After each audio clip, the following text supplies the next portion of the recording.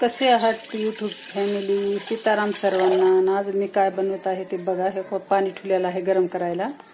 आणि हे आहेत सावलीमध्ये वाळून घेतलेले अपराजिताचे फूल, नाहीतर गोकर्णाचे फूल पण म्हणतात. आणि मी आता ह्याला बॉईल करून घेणार आहे. आणि हे घेतलेले आहेत लिंब, ह्याचा मी रस काढून घेणार आहे. हे बघा आपले फुलं एकदम बॉईल झालेले आहेत आणि किती छान कलर आलेला आहे.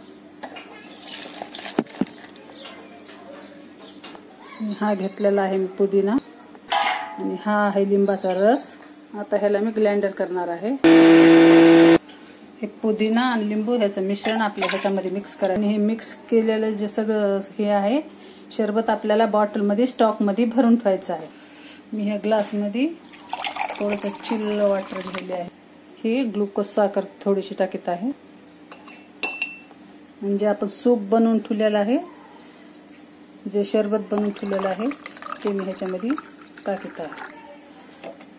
पण शुगर स्वादानुसार. हे टाकीत आहे आईस.